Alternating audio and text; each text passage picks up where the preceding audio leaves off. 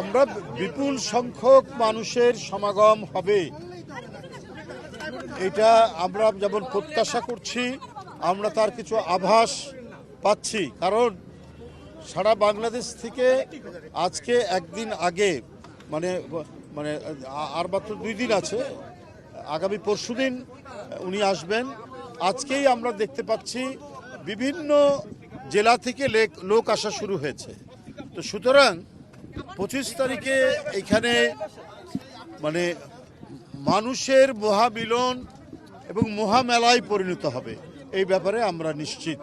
আমরা এখন শুধুমাত্র উনি নেমে একেবারে এই মঞ্চে এসে এখানে এই জনসমাগম, এটা কিন্তু সমাবেশ না, এই যে জনসমাগম হবে তাদের সামনে শুভেচ্ছা দিয়ে উনি তার মা দেশনেত্রী বেগম খালেদা জিয়া, যিনি দীর্ঘদিন নিপীড়ন নির্যাতন সহ্য করেছেন, আজকে চিকিৎসাধীন অবস্থায়, তাকে দেখে তারপরে তিনি বাসায় যাবেন। তো সেই পর্যন্ত আমি মনে করি বাসায় যাওয়া পর্যন্ত রাস্তার 2 ধারে অসংখ্য মানুষ, লক্ষ লক্ষ মানুষ, আমি তো মনে করি যে 1/2 কোটিরও বেশি মানুষের উপস্থিতি হবে সেদিন ঢাকায়। আমাদের অন্যান্য যে প্রস্তুতি সেগুলো সম্পন্ন হওয়ার পথে, চূড়ান্ত হওয়ার পথে। আমরা যে সমস্ত ডিপার্টমেন্টকে বলেছিলাম, আমরা চিঠি দিয়েছিলাম, বিশেষ করে স্টেজ এবং ভারপ্রাপ্ত চেয়ারম্যানের নিরাপত্তা, কারণ উনি 17 বছর পর আসছেন,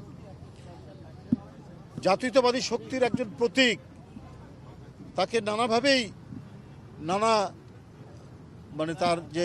তাকে যে সতর্কতা এবং তার যে নিরাপত্তা, সেটা বিধান করার দায়িত্ব প্রথমত সরকারের, তারপর দল সে বিষয়ে পদক্ষেপ গ্রহণ করছেন, একটার পর একটা তারা সেই প্রস্তুতি নিচ্ছেন।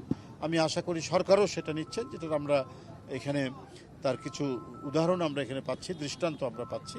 তো সব মিলিয়েই আগামী পরশুদিনের বিএনপির ভারপ্রাপ্ত চেয়ারম্যান জনাব তারেক রহমানের স্বদেশ প্রত্যাবর্তন শান্তিপূর্ণ এবং জনতার অসংখ্য জনতার শুভেচ্ছায় সিক্ত হবেন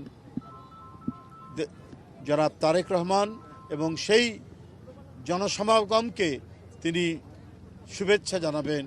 অনেক দিন পর তিনি ফিরে আসছেন, তাদেরকে অভিবাদন জানাবেন। ধন্যবাদ।